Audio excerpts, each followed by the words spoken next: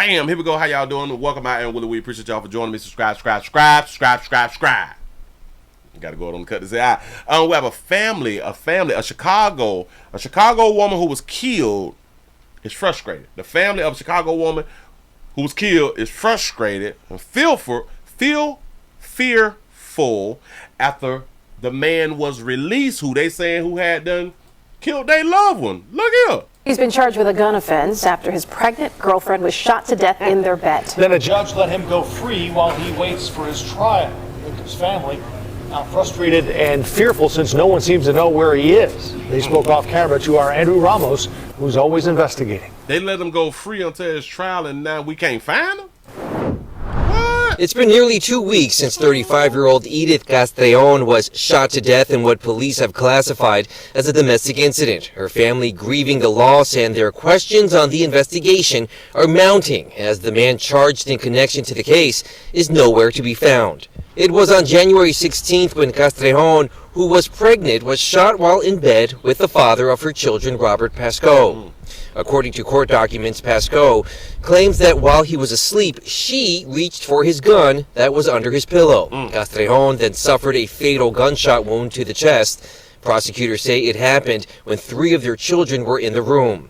It's a narrative that her family does not believe. Prosecutors wanted Pasco locked up and not released before his trial, according to this petition they filed. They wrote he had multiple prior convictions for weapons offenses and said he poses a real threat to the community, citing the 9mm ghost gun under his pillow. A firearm he, a convicted felon, shouldn't have had in the first place.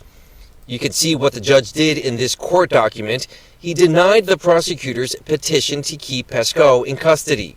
Then take a look at this. See those unchecked boxes? That means the judge released Pasco without any electronic monitoring, no GPS, no way to track him.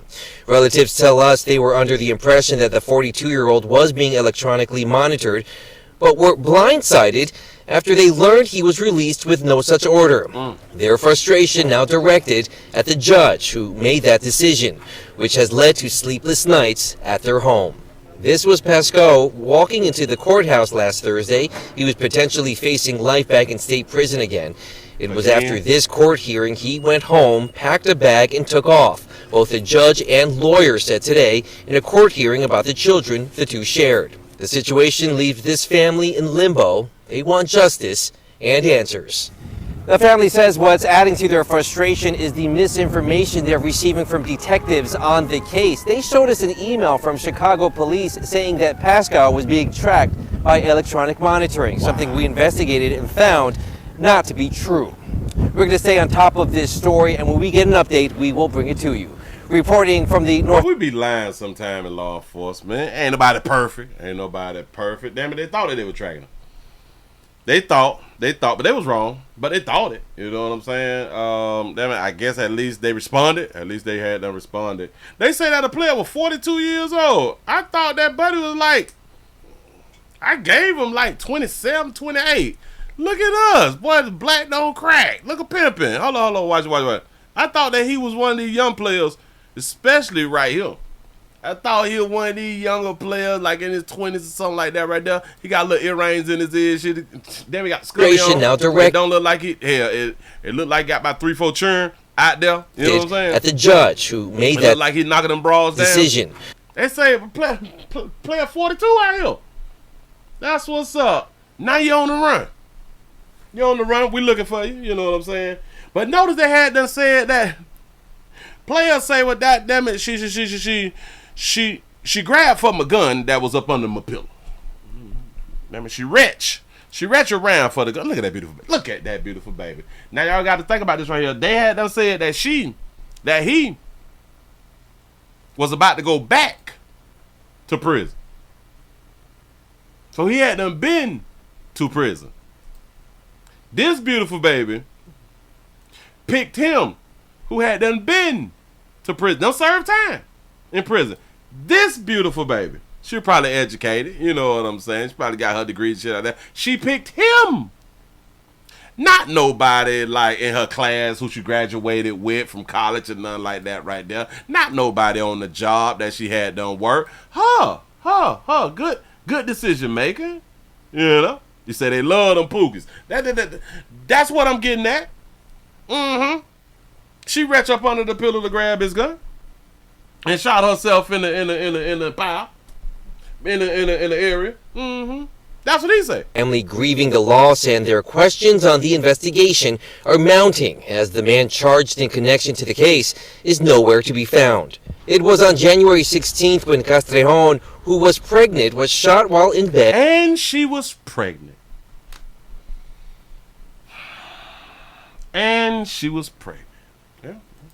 With the father of her children, Robert Pascoe. And he was already the father, so he impregnated her again. Yeah. According to court documents, Pascoe claims that while he was asleep, she reached for his gun that was under his pillow. I can kind of believe that, though. Castrejon then suffered a fatal gunshot wound to the chest. She probably thought that it was his phone, trying to get into his phone or something. I think he keep it up on his pillow. She grabbed it and she hit that button by mistake on purpose. Yeah. Prosecutors say it happened when 3 of their children were in the room.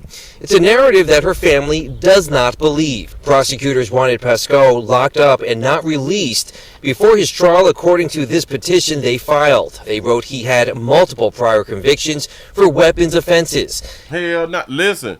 Now I think that. Oh no. Oh, her. This is a Hispanic baby right here. She not a doggy baby. Okay. So I see why you had done said that. Would you blame them for being the racist after this? Hell no. This I think that all non-darker hue folk, if a darker hue person do something to you, it need to be called all type of N-words. Because let me explain something. If a lighter hue person do something to a darker hue person, y'all is gonna be called the C word a hell of a lot. I can't stand you C words. I promise you that right there. So I think that you all should have the freedom to call dark hue folk all type of N words out here. It is what it is. I told her don't deal with that N word. Yeah. And you should be okay to say that type of stuff because it's what you want to say. Your Lord say, as long as a man thinketh, he is, or something like that right now. Yeah. And I do believe that they be thinking it. And I think that they should be able to say it. Family grieving the loss, and their questions on the investigation are mounting as they grieving the loss. They grieving the decision making that baby had done made. Ladies, this y'all, I keep trying to tell y'all gonna lose y'all life double. In my opinion, this year, y'all gonna lose y'all life double, like 2 times. Like 2 times, we're gonna times the 2. Gonna times the 2 for y'all, baby. Stay safe. Stay vigilant. Be careful. Don't be reaching up on the pillows and shit. You might fuck around and get shot by mistake on purpose. Move right along. I ain't gonna eat much of you.